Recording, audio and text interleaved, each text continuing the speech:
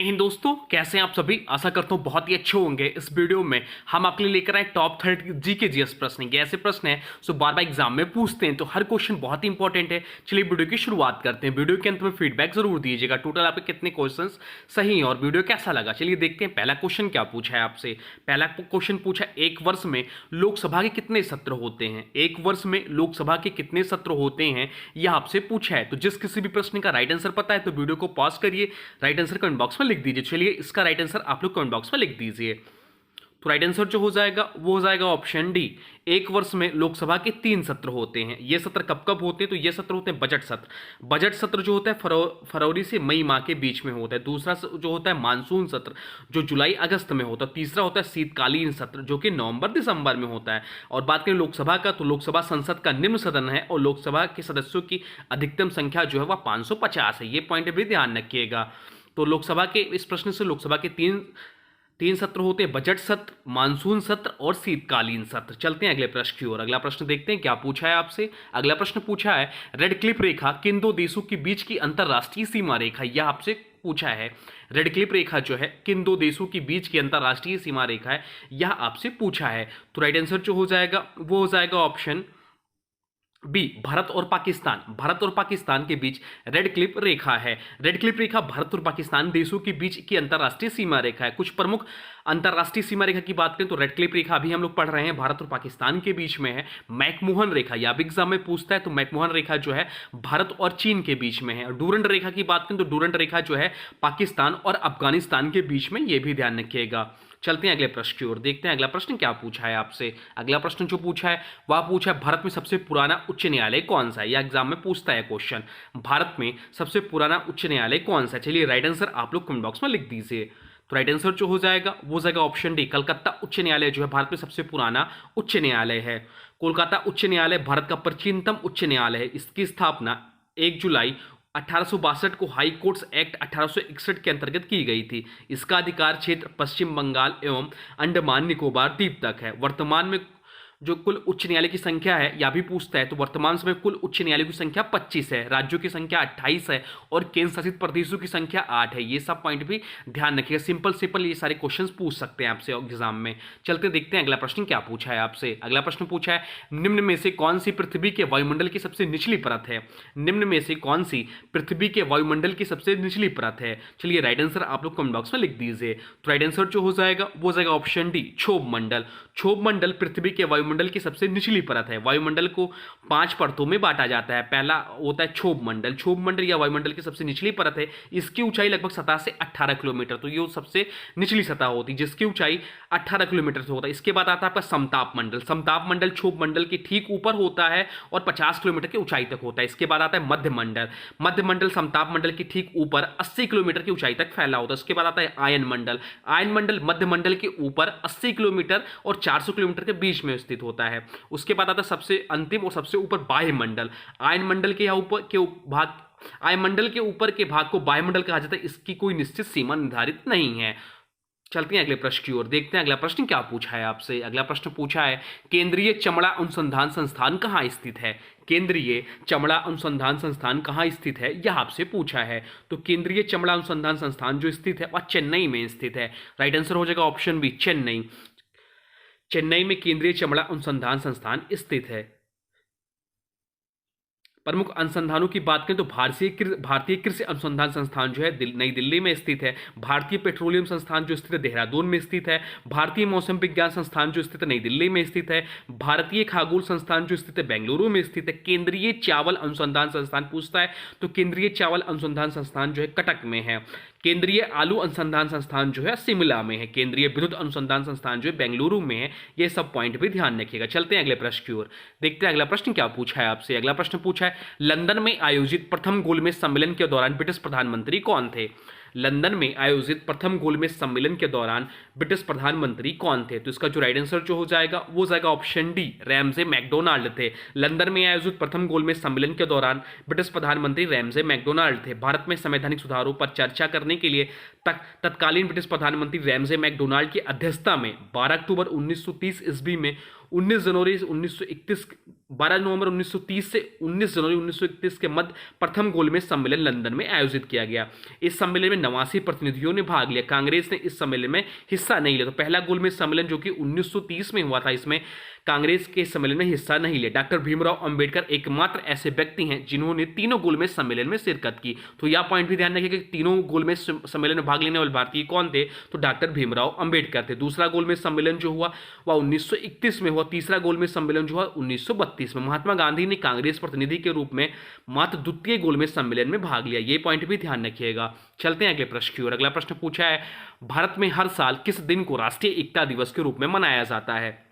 भारत में हर साल किस दिन को राष्ट्रीय एकता दिवस के रूप में मनाया जाता है? चलिए राइट आंसर आप लोग कमेंट बॉक्स में लिख दीजिए। तो राइट आंसर हो जाएगा ऑप्शन डी, 31 अक्टूबर को लौह पुरुष सरदार वल्लभ भाई पटेल की स्मृति में उनके जन्मदिन 31 अक्टूबर को राष्ट्रीय एकता दिवस के रूप में प्रतिवर्ष मनाया जाता है। यह पॉइंट ध्यान रखिएगा। चलते हैं अगले प्रश्न की ओर, देखते हैं अगला प्रश्न क्या पूछा है आपसे। अगला प्रश्न पूछा है, उस ऑपरेशन का नाम क्या था जिसके कारण हैदराबाद राज्य का भारत में विलय हुआ? उस ऑपरेशन का नाम क्या था जिसके कारण हैदराबाद राज्य का भारत में विलय हुआ? तो इसका जो राइट आंसर हो जाएगा, चलिए राइट आंसर आप लोग कमेंट बॉक्स में लिख दीजिए। तो राइट आंसर हो जाएगा ऑप्शन डी, ऑपरेशन पोलो। हैदराबाद राज्य का भारत में विलय ऑपरेशन पोलो के तहत हुआ। यह ऑपरेशन सितंबर 1948 में चला था। ऑपरेशन विजय कारगिल युद्ध और 1971 के भारत पाकिस्तान युद्ध से जुड़ा है। ऑपरेशन ब्लू स्टार की बात करें तो भारतीय द्वारा 1 से 8 जून 1984 को अमृतसर स्थित हरमिंदर साहिब परिसर में को खालिस्तान समर्थक जनरल सिंह भिंडरावाले और उनके समर्थकों से मुक्त कराने के लिए चलाया गया था ऑपरेशन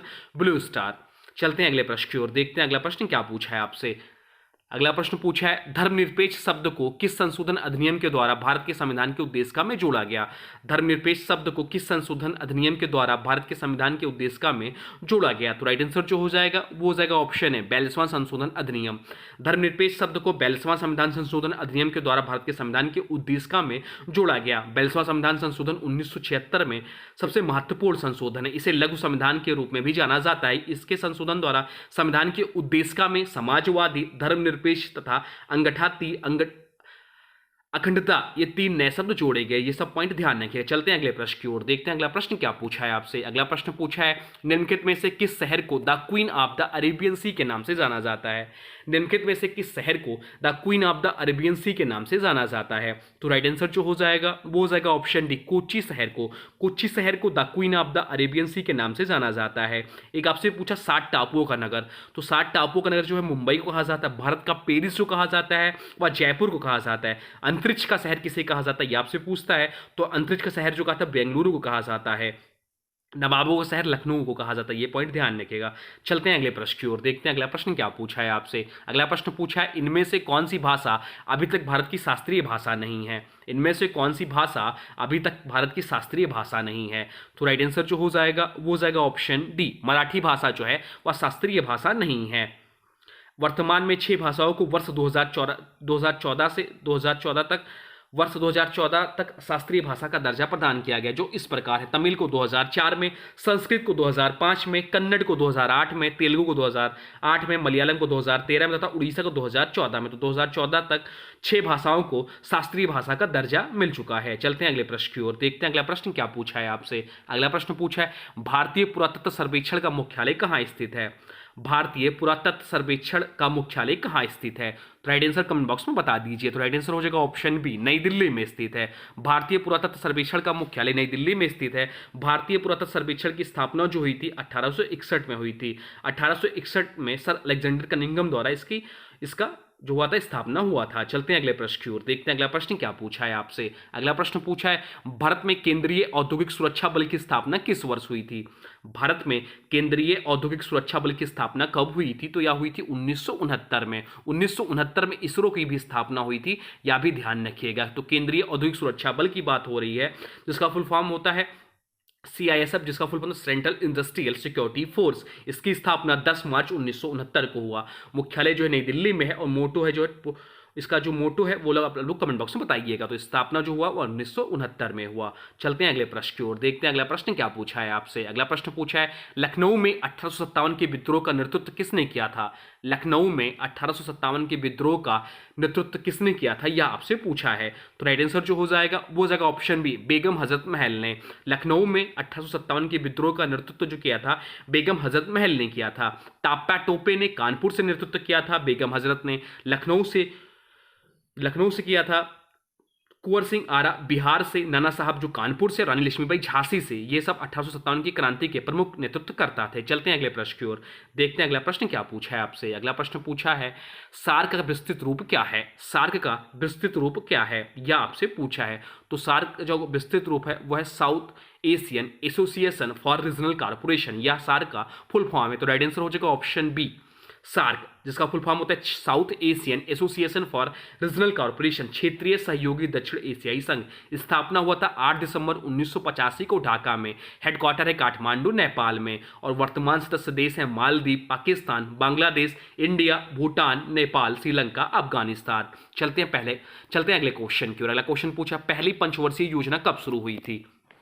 पहली पंचवर्षीय योजना कब शुरू हुई थी। तो पहली पंचवर्षीय योजना की शुरुआत जो हुई थी वह हुई थी 1951 से 1956 के बीच। तो राइट आंसर हो जाएगा ऑप्शन बी, 1951 से 1956 के बीच में पहली पंचवर्षीय योजना की अवधि थी। इस पंचवर्षीय योजना के अध्यक्ष पंडित जवाहरलाल नेहरू थे और गुलजारीलाल नंदा उपाध्यक्ष थे।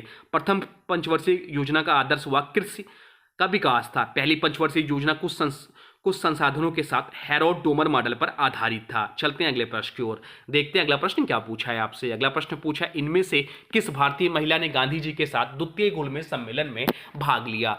इनमें से किस भारतीय महिला ने गांधी जी के साथ द्वितीय गोलमेज सम्मेलन में भाग लिया था। तो द्वितीय गोलमेज सम्मेलन को भी हम लोग ऊपर पढ़ चुके हैं, वही आपसे पूछा है कि गांधी जी के साथ किसने भाग लिया था। तो राइट आंसर जो हो जाएगा, चलिए राइट आंसर आप लोग कमेंट बॉक्स में बता दीजिए। तो राइट आंसर हो जाएगा ऑप्शन डी, सरोजनी नायडू ने। सरोजनी नायडू ने गांधी जी के साथ दूसरे गोलमेज सम्मेलन में भाग लिया। द्वितीय गोलमेज सम्मेलन में भारतीय महिलाओं का प्रतिनिधित्व सरोजनी नायडू ने किया। सरोजनी नायडू जी गांधी जी के साथ एस राजपुताना नामक जहाज से 1931 में द्वितीय गोलमेज सम्मेलन में भाग लेने इंग्लैंड पहुंची थी। चलते हैं अगले प्रश्न की ओर, देखते हैं अगला प्रश्न क्या पूछा है आपसे। अगला प्रश्न पूछा है पत्तियों में मौजूद हरा रंग किस नाम से जाना जाता है। पत्तियों में मौजूद हरा रंग जो है वह किस नाम से जाना जाता है। सरल क्वेश्चन है, राइट आंसर आप लोग कमेंट बॉक्स में बता दीजिए। तो राइट आंसर हो जाएगा ऑप्शन डी, क्लोरोफिल के नाम से जाना जाता है। चलते हैं अगले प्रश्न की ओर। अगला प्रश्न पूछा है दक्षिण अफ्रीका के शीतोष्ण घास के मैदानों को किस नाम से जाना जाता है। दक्षिण अफ्रीका के शीतोष्ण घास के मैदानों को किस नाम से जाना जाता है। तो राइट आंसर जो हो जाएगा वो हो जाएगा ऑप्शन डी, वेल्डस के नाम से जाना जाता है। विश्व के प्रसिद्ध घास के मैदानों एवं संबंधित देश या क्षेत्र की बात करते हैं तो ऑस्ट्रेलिया में डाउन्स जो है वह घास का मैदान है, ब्राजील में कंपास, गुयाना में लानोस, अफ्रीका में सवाना घास का मैदान है, अर्जेंटीना में पंपास, उत्तरी अमेरिका में पेरी और यूरेशिया में स्टेपी, ये घास के मैदान हैं। चलते हैं अगले प्रश्न की ओर, देखते हैं अगला प्रश्न क्या पूछा है आपसे। अगला प्रश्न पूछा है भारत में राज्यों के राज्यपालों की नियुक्ति करने का अधिकार किसके पास है। भारत में राज्यों के राज्यपालों की नियुक्ति करने का अधिकार किसके पास है, यह आपसे पूछा है। तो राइट आंसर जो हो जाएगा वो जाएगा ऑप्शन डी, राष्ट्रपति के पास है। भारत में राज्यों के राज्यपालों की नियुक्ति करने का अधिकार राष्ट्रपति के पास है। अनुच्छेद 153 के तहत प्रत्येक राज्य के लिए एक राज्यपाल के पद का प्रावधान किया गया है। राज्यपाल की नियुक्ति 5 वर्ष के लिए की जाती है। राज्यपाल को उच्च न्यायालय के मुख्य न्यायाधीश शपथ दिलाते हैं, यह भी पॉइंट ध्यान रखिएगा। चलते हैं अगले प्रश्न की ओर। अगला प्रश्न पूछा है तमिलनाडु की प्रख्यात शास्त्रीय नृत्य शैली कौन सी है। तमिलनाडु की प्रख्यात शास्त्रीय नृत्य शैली कौन सी है, यह आपसे पूछा है। तो तमिलनाडु की प्रख्यात शास्त्रीय नृत्य शैली जो है वह भरतनाट्यम है। भरतनाट्यम तमिलनाडु की प्रख्यात नृत्य शैली है। कुछ प्रमुख शास्त्रीय नृत्यों की बात करें तो कुचिपुड़ी जो है वह आंध्र प्रदेश का नृत्य शास्त्रीय नृत्य शैली है। मणिपुर जो है मणिपुर का, उड़ीसी जो है उड़ीसा का, कथकली जो है केरल का और मोहिनी अट्टम भी केरल का है। चलते हैं अगले प्रश्न की ओर, देखते हैं अगला प्रश्न क्या पूछा है आपसे। अगला प्रश्न पूछा है भारतीय संविधान में दी गई राज्य के नीति निर्देशक तत्व की संकल्पना किस देश से ली गई है। भारतीय संविधान में दी गई राज्य के नीति निर्देशक तत्व की संकल्पना किस देश से ली गई। बहुत ही सरल क्वेश्चन है और बहुत ज्यादा एग्जाम में पूछता है, तो राइट आंसर इसका आपको कमेंट बॉक्स में बताना चाहिए। चलिए राइट आंसर आप लोग कमेंट बॉक्स में लिख दीजिए। तो अगर राइट आंसर आप लोग कमेंट बॉक्स में ऑप्शन डी कर रहे हैं तो यह आपका क्वेश्चन सही है। भारतीय संविधान में राज्य के नीति निर्देशक तत्व तो आयरलैंड से लिया गया है। भारतीय संविधान के भाग 4 का अनुच्छेद 36 से 51 तक राज्यों के नीति निर्देशक तत्व से संबंध है। चलते हैं अगले प्रश्न की ओर, देखते हैं अगला प्रश्न क्या पूछा है आपसे। अगला प्रश्न पूछा है तंजौर स्थित वृद्धेश्वर मंदिर किस धार्मिक संप्रदाय से संबंधित है। तंजौर स्थित जो वृद्धेश्वर मंदिर है वह किस धार्मिक संप्रदाय से संबंधित है, यह आपसे पूछा है। तो राइट आंसर जो हो जाएगा वो हो जाएगा, टफ क्वेश्चन है। चलिए राइट आंसर आप लोग कमेंट बॉक्स में बता दीजिए। तो राइट आंसर जो हो जाएगा वो जाएगा ऑप्शन सी, नैनार है। वृद्धेश्वर मंदिर तंजौर में नैनार संप्रदाय से संबंधित है। वृद्धेश्वर मंदिर जो है शिव मंदिर है। यह मंदिर चोल वंश के राजा राजराज चोल प्रथम ने बनवाया था। यह मंदिर द्रविड़ शैली से बना है। चलते हैं अगले प्रश्न की ओर, देखते हैं अगला प्रश्न क्या पूछा है आपसे। अगला प्रश्न पूछा है भारतीय संविधान में दिए गए निम्नांकित अनुच्छेदों में से कौन सा अनुच्छेद राष्ट्रपति को राष्ट्रीय आपातकाल की घोषणा करने का अधिकार प्रदान करता है। तो राइट आंसर जो हो जाएगा वो जाएगा ऑप्शन सी, अनुच्छेद 352। भारतीय संविधान के अनुसार अनुच्छेद 352 में राष्ट्रपति को राष्ट्रीय आपातकाल घोषणा करने का अधिकार प्रदान करता है। अनुच्छेद 352 से 360 के बीच आपातकाल का उल्लेख है। राष्ट्रीय आपातकाल भारत में अब तक 3 बार लागू किया गया। एक 1962 में चीन आक्रमण के समय, 1971 में बांग्लादेश विषय पर, 1975 में आंतरिक आपातकाल के समय। यह पॉइंट भी ध्यान रखिएगा। चलते हैं अगले प्रश्न की ओर, देखते हैं अगला प्रश्न क्या पूछा है आपसे। अगला प्रश्न पूछा है 2020 ओलंपिक खेल कहाँ आयोजित किया गया। 2020 का ओलंपिक खेल कहाँ आयोजित किया गया। तो राइट आंसर जो हो जाएगा वो जाएगा ऑप्शन सी, टोक्यो में। ओलंपिक खेल 2020 में टोक्यो में आयोजित होना था, जो कोविड-19 के कारण 23 जुलाई से 8 अगस्त 2021 में टोक्यो में आयोजित किया गया। वर्ष 2024 का ओलंपिक खेल जो कि 33वां संस्करण होगा का आयोजन पेरिस फ्रांस में होगा। और वर्ष 2028 में ओलंपिक खेल जो 34वां संस्करण होगा वह आयोजन लॉस एंजलिस अमेरिका में प्रस्तावित है। 2028 में जो होगा ओलंपिक खेल वो 34वां संस्करण होगा और लॉस एंजलिस अमेरिका में होगा। चलते हैं अगले प्रश्न की ओर, देखते हैं अगला प्रश्न क्या पूछा है आपसे। अगला प्रश्न पूछा है भारतीय संविधान का अनुच्छेद 32 किससे संबंधित है। भारतीय संविधान का अनुच्छेद 32 जो है वह किससे संबंधित है, यह आपसे पूछा है। तो राइट आंसर जो हो जाएगा वो जाएगा ऑप्शन सी, संवैधानिक उपचारों का अधिकार जो है अनुच्छेद 32 संबंधित है। अनुच्छेद 32 को संविधान की आत्मा कहा गया है, यह पॉइंट भी ध्यान रखिएगा। डॉक्टर अंबेडकर ने इसे अत्यधिक महत्वपूर्ण बताया। चलते हैं अगले प्रश्न की ओर, देखते हैं अगला क्वेश्चन क्या पूछा है आपसे। अगला क्वेश्चन पूछा है ब्लैक होल त्रासदी किस शहर में हुई थी। ब्लैक होल त्रासदी जो हुई थी वह किस शहर में हुई थी, यह आपसे पूछा है। तो राइट आंसर जो हो जाएगा वो जाएगा ऑप्शन बी, कलकत्ता में हुई थी। ब्लैक होल त्रासदी 1756 में अंग्रेजों को बंद कोठरी में बंद कर दिया गया था। सिराजुद्दौला द्वारा हमला, 146 में से 123 लोग मारे गए थे इसमें। रॉबर्ट क्लाइव ने इसे ही अधिकार बनाकर प्लासी का युद्ध लड़ा था। चलते हैं अगले प्रश्न की ओर, देखते हैं अगला प्रश्न क्या पूछा है आपसे। अगला प्रश्न पूछा है मुस्लिम लीग की स्थापना कब और कहां हुई। मुस्लिम लीग की स्थापना कब और कहां हुई, यह आपसे पूछा है। तो मुस्लिम लीग की जो स्थापना हुई वह 1906 में कहां हुई, तो ढाका में हुई। राइट आंसर हो जाएगा ऑप्शन बी, मुस्लिम लीग की स्थापना 1906 में ढाका में हुई। चलते हैं अगले प्रश्न की ओर। अगला प्रश्न पूछा है न्यायपालिका की स्वतंत्रता की अवधारणा संविधान के किस भाग में है। न्यायपालिका की स्वतंत्रता की अवधारणा संविधान के किस भाग में है, यह आपसे पूछा है। तो न्यायपालिका की स्वतंत्रता की अवधारणा संविधान के भाग 5 में है। राइट आंसर हो जाएगा ऑप्शन सी। भाग 5 में केंद्र सरकार की कार्यपालिका, विधायिका और न्यायपालिका के सम्मिलित है। अनुच्छेद 124 से 147 में उच्चतम न्यायालय जजों की नियुक्ति जो है अनुच्छेद 124 में दिया हुआ है। चलते हैं अगले क्वेश्चन की ओर, देखते हैं अगला प्रश्न क्या पूछा है आपसे। अगला प्रश्न पूछा है हड़प्पा सभ्यता में सबसे पहले खोजा गया स्थल कौन सा था। हड़प्पा सभ्यता में सबसे पहले खोजा गया स्थल कौन सा था, यह आपसे पूछा है। तो चलिए राइट आंसर आप लोग कमेंट बॉक्स में लिख दीजिए। तो राइट आंसर जो हो जाएगा वो जाएगा ऑप्शन सी, हड़प्पा। हड़प्पा स्थल जो है सबसे पहले खोजा गया 1951 में दयाराम साहनी के द्वारा हड़प्पा की खोज की गई। यह जो है वह पंजाब पाकिस्तान में स्थित है। सिंधु घाटी सभ्यता का नाम इसी से पड़ा। तो ये रहे टॉप 30 जीके जीएस प्रश्न। अब आज की वीडियो से प्रश्न है, इसका राइट आंसर आप लोगों को कमेंट बॉक्स में बताना है। आज की वीडियो से प्रश्न है रेड क्लिप रेखा किन दो देशों के बीच की अंतर्राष्ट्रीय सीमा रेखा है। रेड क्लिप रेखा जो है वह किन दो देशों के बीच की अंतर्राष्ट्रीय सीमा रेखा है। इसका जो भी राइट आंसर होगा कमेंट बॉक्स में जरूर बताइएगा। साथ साथ वीडियो कैसा लगा इसके बारे में भी जरूर बताइएगा। और हाँ देखिए, अभी तक आपने वीडियो को लाइक नहीं किया है तो प्लीज़ वीडियो को लाइक कर दीजिए और चैनल पे नए चैनल को सब्सक्राइब भी कर लीजिए। चलिए मिलते हैं नए वीडियो में, तब तक के लिए thanks for watching railway exam target. For more update please subscribe railway exam target channel को।